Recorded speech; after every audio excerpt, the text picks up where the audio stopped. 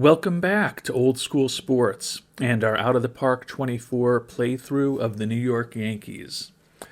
We are kind of getting to the quiet stages of the 2023 to 2024 offseason. We've done our heavy lifting for the offseason at this point. You can see we don't have too much money left. Did make several trades during last season, or more accurately, right before the season began, and then after the season to get some unpleasant contracts off of the Yankees roster, open up a little bit of money for us to put into scouting and development, continue moving those budgets in the right direction.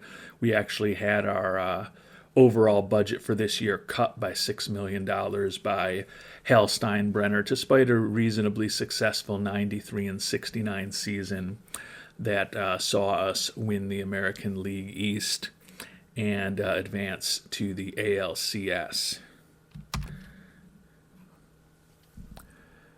And over the last couple of months, we have been busy trying to improve our roster. Only one real material free agent signing at the major league level. Picked up center fielder Cody Bellinger from the Cubs. We went into the offseason with only 2 outfielders on our roster. Now, they're very good when healthy and highly paid outfielders in Giancarlo Stanton and Aaron Judge, but we needed a starting center fielder and felt that Bellinger was a good combination of a decent bat, a pretty good glove, and a pretty reasonable price. Signed him for $13 million for 3 years with a team option in the final year of that contract. Given that we needed more than one outfielder, we also went back to the well for another former Dodgers center fielder in James Outman, who we picked up in a trade with the Dodgers just about a month ago at this point. Think he will certainly give us some more depth in the outfield and could even potentially press Bellinger for the starting center field spot. Also picked up Jorge Barrosa, another outfield option in the Rule 5 draft, where we also picked up catcher Miguel Amaya. And last but not least, we made a trade for potential utility infielder Nick Matan from the Tigers about 2 months ago. So feel like we've added definitely some depth and lower price depth generally than we used to have with the expensive Yankees roster to our everyday players.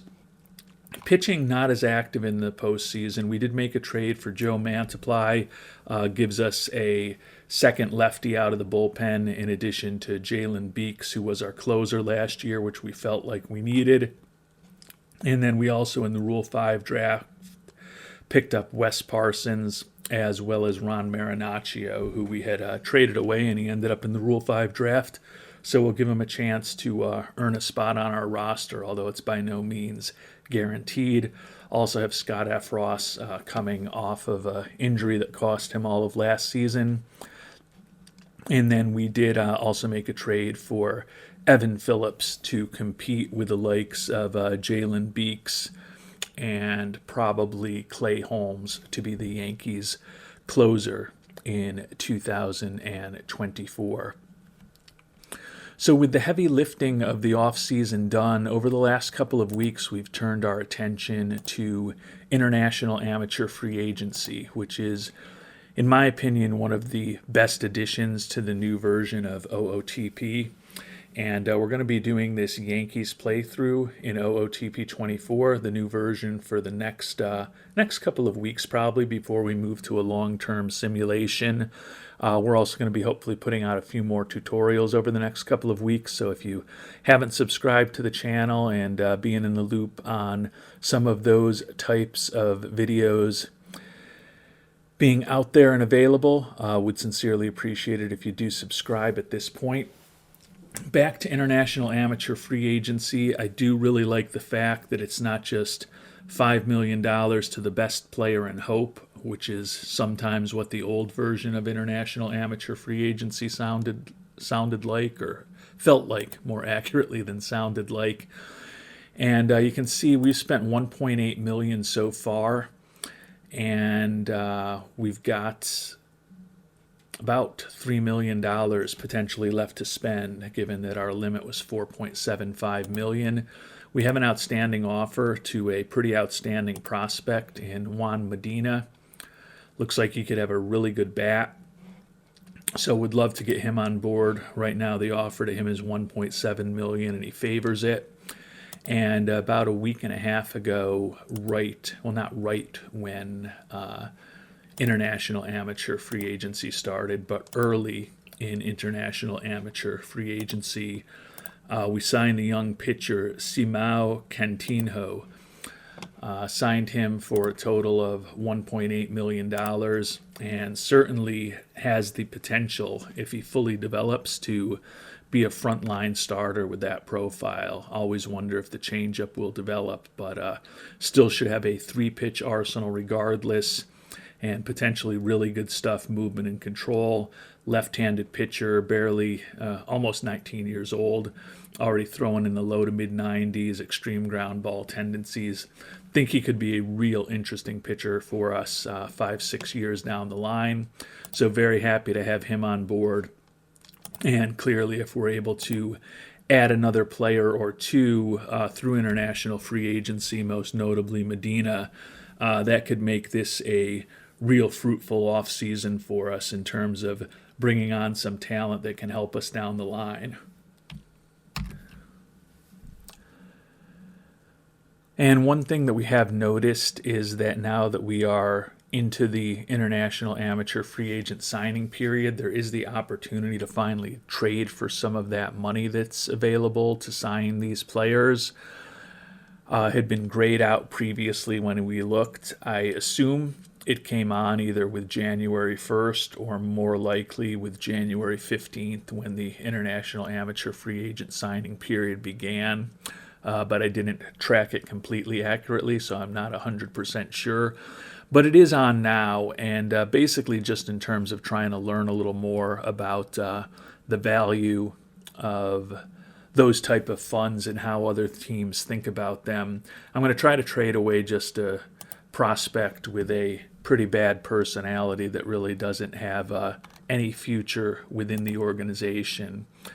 And we're going to go ahead and try to trade him away, and we're on the Nationals right now.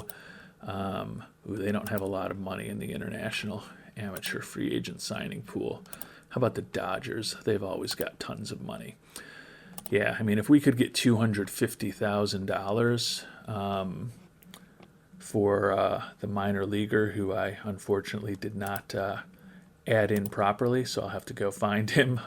But I don't think they'll do that trade and give us that much money, but really just more kind of experimenting and trying to figure out exactly how much this money is valued by other teams. And if we're able to bring some on board, gives us an opportunity to maybe bring on an extra player or two during this offseason. So we've got Benjamin Coles, the pretty weak prospect. Don't think he's ever going to be a major leaguer, and also don't love the personality in our system with him. Cashman says this trade would be to our benefit. I think it's probably true. I'm guessing we're not going to get $250,000 in international bonus pool room for a prospect that really doesn't have a major league future, but we're going to go ahead and submit the offer and at least find out. We'll hear back from the Dodgers. The other thing that we've done, and I've commented on this in responses to comments from viewers, and actually I think when I've been out on some other YouTube sites about OOTP24, but I have made one change to our team settings at this point. I did turn off the reputation system for the human GM in trading. I just found it extremely clunky and a pretty coarse tool. Basically, if you complete a trade, even if it's a stupid trade, your reputation's generally going to get better. If you submit an offer to somebody but then ultimately don't complete a trade, then your reputation goes down. Playing hard mode, and also being early in the stages of OOTP 24, there's going to be a certain amount of just kind of probing and trying to figure out the game and having my reputation constantly being dragged down simply because I wanted to find out what a player on another team was worth. Just wasn't fun for me. So got that turned off for the time being. Maybe I'll turn it back on at some point over the next year or so, but right now I'm not incredibly impressed with that enhancement to the game. And perhaps not surprisingly, Juan Medina looking for more money. We'll see exactly what he's looking for. Ooh, says that he's got an offer greater than our remaining bonus pool from another team, so probably not going to be an option for us. It's unfortunate, but there are plenty of fish in the sea. Another starting pitcher, Arturo Castillo, in addition to the pitcher that we already signed, is someone we made an offer to before. Don't think he's as frontline a potential starter, but still interesting. He was looking for more than the $1.35 million that we offered him, and with Medina off the board for us now, maybe we can get something going with Arturo Castillo. Looking for $3 million right now, which is, I don't even know if we can make that much of an offer. Yeah, we'd be at $4.85 million if we offered him that, or $4.8 million rather than $4.75. But if we offer him $2.95 million, that uses up every last penny that we have, and he's at least willing to think about it. And Castillo says he likes the offer. The offer that I'm really interested in hearing from is the offer that we made to the Dodgers. I would love to kind of start getting a better sense of how costly it is to pick up some of that very valuable international amateur free agent bonus money from other teams. And I was just trying to re-engage with some teams for international signing bonus pool money, and it looks like it's already grayed out, so maybe it was something that was on, I'm assuming it was something that was only open until the end of January, so it seems like a pretty small window where it's available, and I guess I may have made the offer to the Dodgers too late for them to even be able to respond and trade back to me, but no, maybe they're just out of money because the Orioles look like they've still got a little bit of money here. Oh, it might be that okay, if those teams are grayed out, they've just used up all their money at this point. The Red Sox still have a little bit of money left. Make an offer to them and see if maybe we can at least get a response to know what we're dealing with in terms of how other teams value that money. So we'll go submit an offer to the Red Sox, and hopefully we'll hear back from them, since it doesn't seem like the Dodgers responded to us. And we did get a response from Boston. They said almost for that $250,000, $250,000 in money, in addition to the not-so-great prospect Benjamin Coles. We'd have to give up Austin Wells, Jason Dominguez, Oswald Peraza, or Anthony Volpe.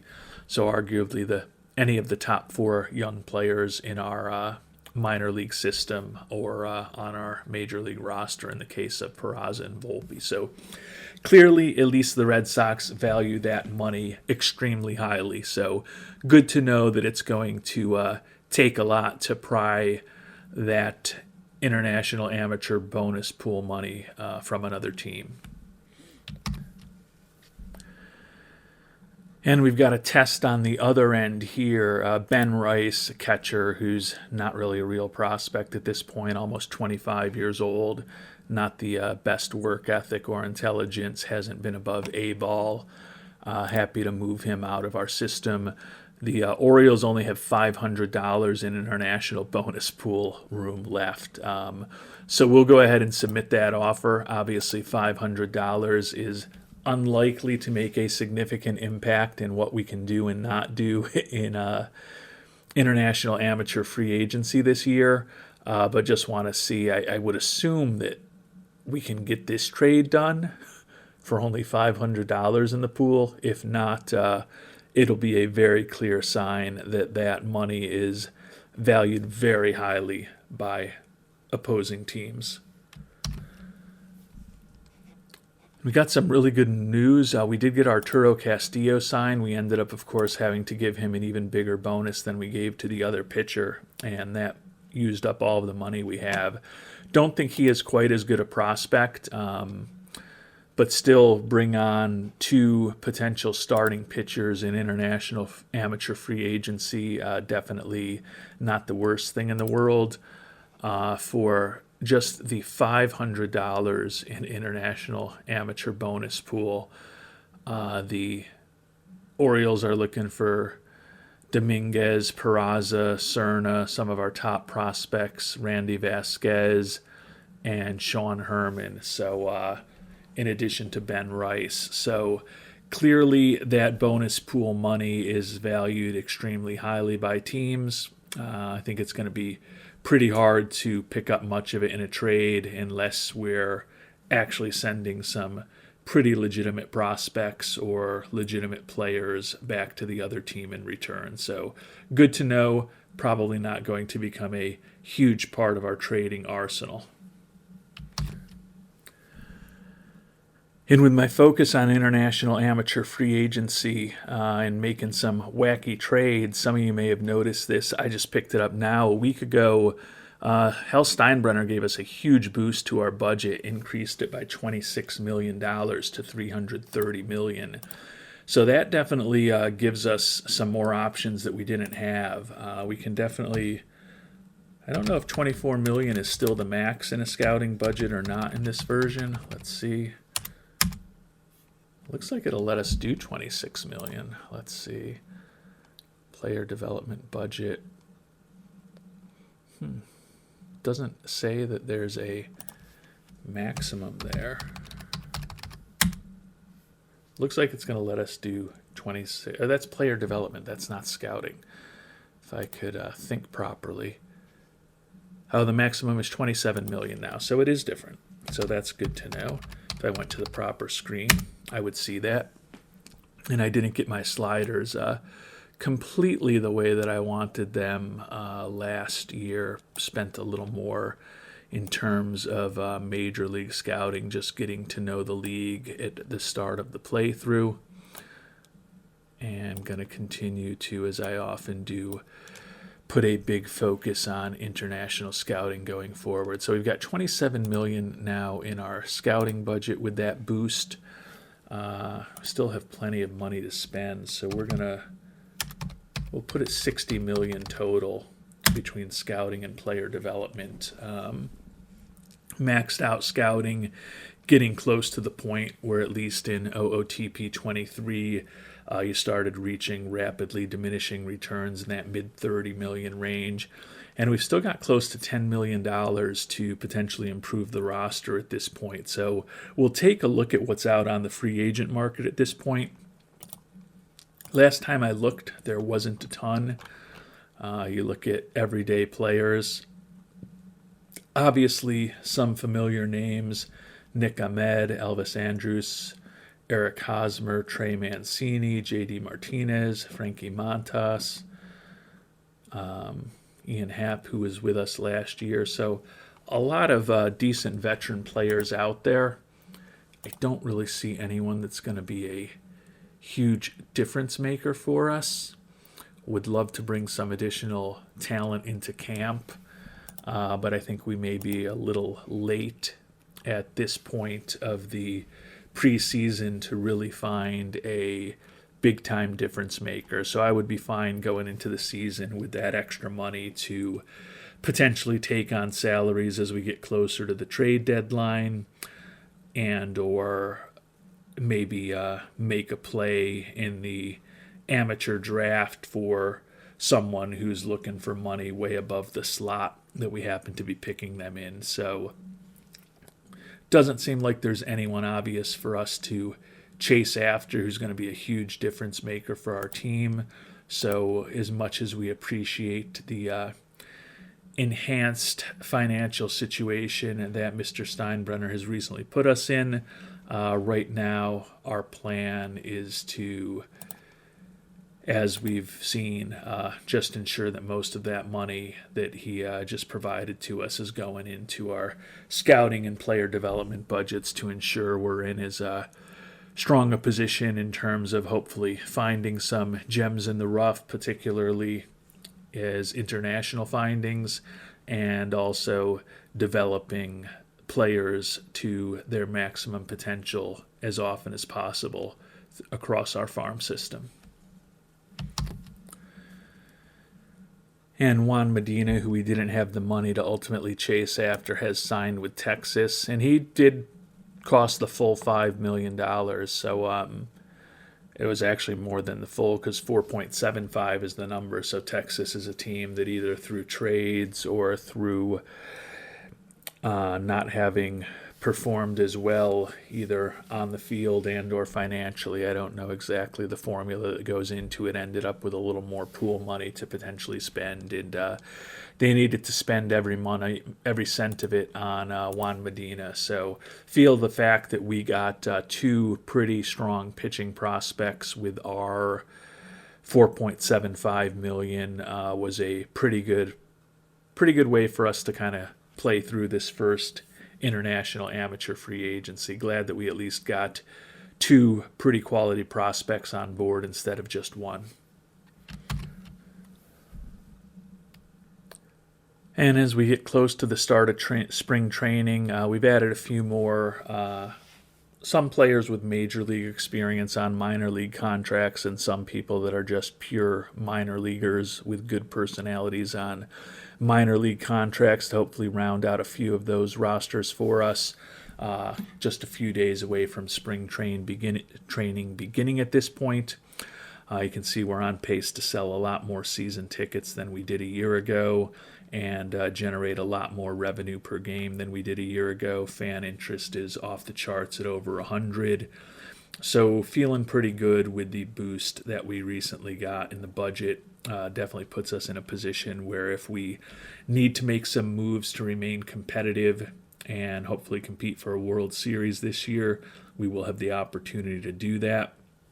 And it's also given us an opportunity to invest a lot in scouting and development, and hopefully work on building this Yankees team for the longer term as well. And as we get ready to begin spring training, Miguel Amaya, who I mentioned we picked up in the Rule 5 draft, competing potentially with Jake Rogers to be our backup catcher, reported to camp in the best shape of his life after changing his diet. So didn't think that he would be sticking over Rogers unless we had an injury, but we'll see what the two of them look like after they've got some more playing time over the next month, and we've got new scouting reports on all of them and see what they can do. Would certainly think that Jose Trevino is still going to be our starting catcher, but may have a little bit of a battle here for the backup catcher for the New York Yankees for 2024. And we're definitely going to have some competition in camp this year. 42 players in spring training, 20 pitchers going with a 6-man rotation, the 5-man rotation from last year, plus Wes Parsons, who, as I mentioned, was a guy that we brought along in the Rule 5 draft, thinking that he might be able to make the end of the roster as a long reliever and potential spot starter for us. 22 position players, including 5 catchers in camp. Amaya and Rogers are the two most obvious who are competing to be the backup for Trevino, but we also do have Xavier Fernandez and Anthony Siegler in camp, along with a fair amount of infielders and outfielders as well, hoping to get a good look at a lot of the potential prospects for our team over the next month or so. And it's been a relatively healthy camp so far here as of March 16th, but Nestor Cortez, bicep strain, going to have a moderate impact on his throwing for 4 weeks. So certainly just happened today when he was pitching, but not something that we are going to take any risks with at all. So we're going to just place him on the IL. He may need a little rehab assignment once the season is underway. That certainly is going to increase the chance that Wes Parsons is going to be able to make the team coming out of spring training. Looks like we'll give Randy Vasquez a little look there too, but going to have some interesting decisions to make, in part due to the injuries. You can see we've got Chris Archer in camp, also signed him about a month ago to a minor league contract. Doesn't look like he's likely to stick with us, looks like, with the lack of movement and below average control on his pitches, in addition to a mild shoulder strain at this point. Unlikely to get too much more action before we have to make cuts, and would think that he is going to be a definite underdog in terms of being able to make the final 26-man roster when we head north. And our pitching depth, particularly in our rotation, is looking like it's going to be tested. Clark Schmidt now out for 4 weeks with shoulder inflammation after a really nice year for us last year as our 5th starter. So he's going to go on the IL as well. And you can see Tommy Conley is injured with a diagnosis pending at this point. So went into camp with a lot of pitchers. You can see we're down to 17, 16, assuming that Conley has a injury that's going to lay him up for a little while. At this point, I think we'll move to a 5-man rotation with 2 of our starters injured, getting closer to the start of the season.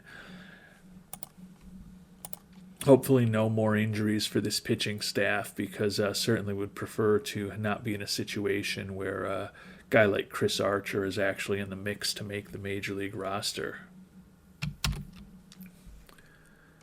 And a forearm strain for Conley, so he's out for 5 weeks after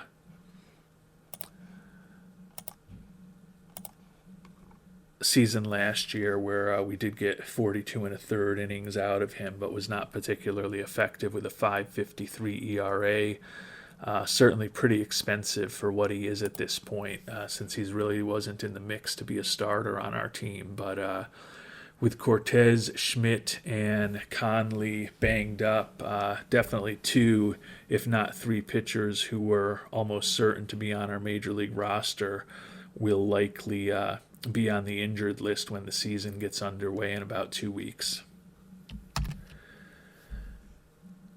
And we made it to the end of spring training with the pitching injuries we've talked about, a few guys that we just cut over the early weeks of camp and sent back to the minor league complex. Still have 35 players on the roster right now, so 9 cuts to get us down to 26 that we're going to spend some time on next, and find out exactly what this 2024 New York Yankees roster is going to look like after a relatively busy, albeit not particularly high-spending offseason. And with all the pitcher injuries, really was not too hard to get down to 13 players. We sent the veterans Jake Odorizzi and Chris Archer down to AAA. Final roster spot came down to a battle between Randy Vasquez, Yuendrys Gomez, and David Garcia. One of them was going to have to go down. Yuendrys Gomez last year had the best season of the group in AAA, 3.86 ERA, 112 strikeouts, and 79 1/3 innings. Certainly a profile that looks like he could be a pretty solid major league reliever. So he was going to make the team, and then it's just a matter of who we're ultimately going to have as our 5th starter between Randy Vasquez and David Garcia. And Vasquez still has options. David Garcia does not. So that's going to be the deciding factor. Vasquez wasn't great in AAA last year, 13-6 record, but a 5.36 ERA. David Garcia, 13-5 record, but a 4 ERA, and he also has major league experience. So Vasquez ends up being the final cut down to AAA.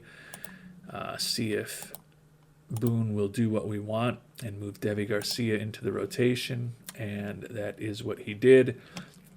So a couple of injuries in the starting rotation at this point, with Nestor Cortez and Clark Schmidt both starting the year on the IL. So the starting rotation is going to be Rodon, Cole, and Severino, three that we expected to see, along with Wes Parsons, the Rule 5 acquisition, and Devi Garcia, former top prospect who is getting a chance at redemption. Looks like Boone wants to use Michael King as our closer, and he certainly has a varied and interesting arsenal. I kind of figured that Evan Phillips, after we brought him over in that trade with the Dodgers, coming off a 47 save season, would be our closer.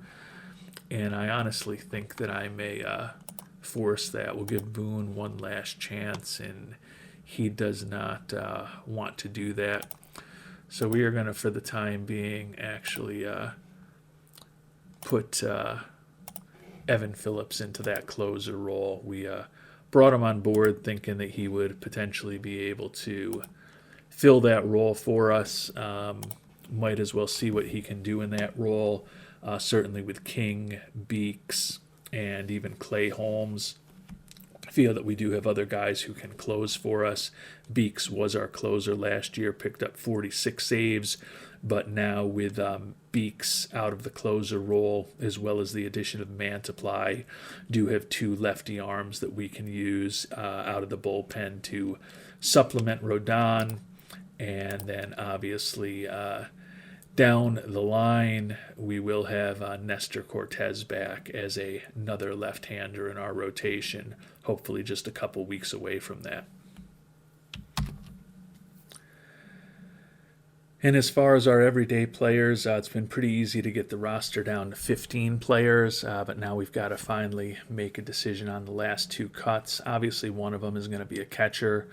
Miguel Amaya, we brought in the Rule 5 draft, 25-year-old who would be making his major league debut for us, hit 275 last year in AAA, above average catcher ability, above average arm, and certainly looks like he can probably hold his own at the major league level in terms of his bat. Never going to be a great player, but I don't think he's a player who's a 160 hitter either at the major league level.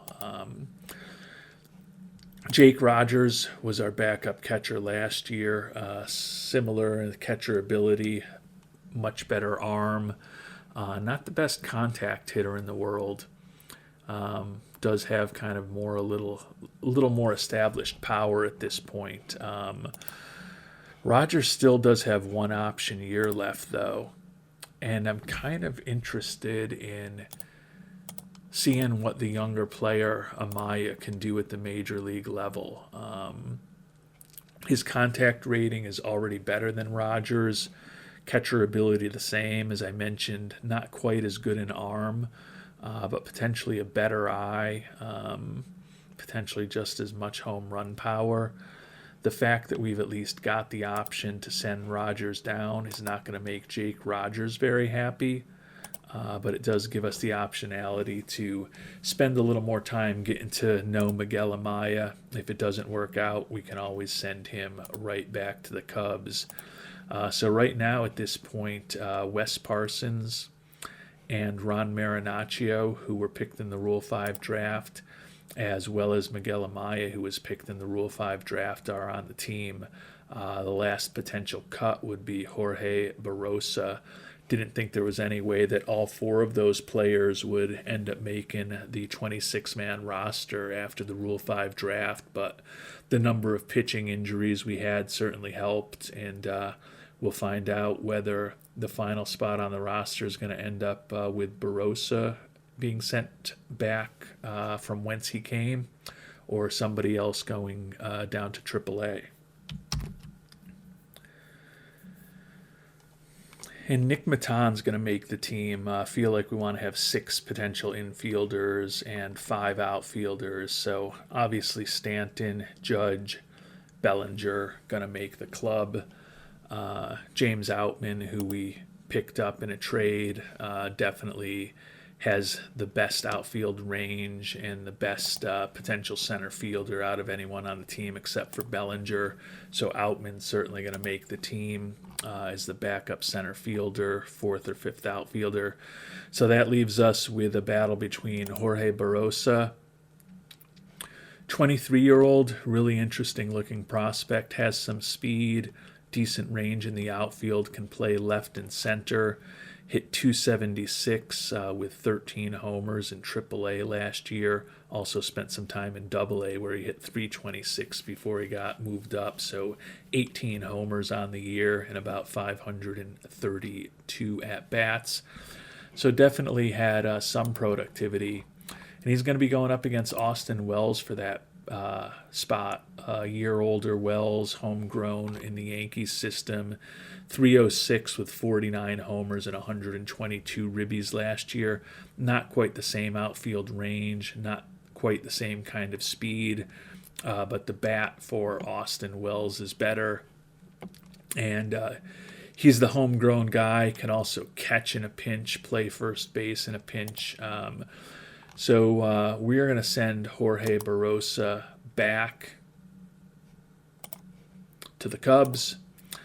Did end up keeping 3 of the 4 Rule 5 picks, which I think I would have taken the under on that when we made those picks. But again, the significant injuries to our pitching staff in spring training and the fact that Cortez, Schmidt, and Conley, as well as Efros, are still on the IL, definitely give Marinaccio and Wes Parsons an opportunity to at least prove what they can do over the next week or two before their roster spots may become in more significant jeopardy. And as we break camp, we're going to overrule Aaron Boone on some of the lineup decisions, and we're actually going to ensure that 12 out of the 13 players on the roster, everyone except our backup catcher, Miguel Amaya, are in the starting lineup in a platoon situation at one point or another versus righties or lefties. Peraza is going to play shortstop, lead off every day. Not a shocker there. Austin Wells is going to play left field against right-handed pitching, and he's going to be our first baseman against left-handed pitching. Aaron Judge is going to bat third, play right field against righties, DH against lefties to give himself a little rest. Similarly, Giancarlo Stanton is going to be our DH against righties, play left field against lefties. Anthony Rizzo is going to be our first baseman. We already mentioned that Wells is going to be our first baseman against left-handed pitching. Volpe is going to play second base against both, bat 6th and 5th respectively. Nick Maton, the young utility player, picked up in a trade, going to play third base against left-handed pitching. Trey Sweeney is going to play third base against right-handed pitching, the rookie. Jose Trevino is going to be our catcher against both lefties and righties.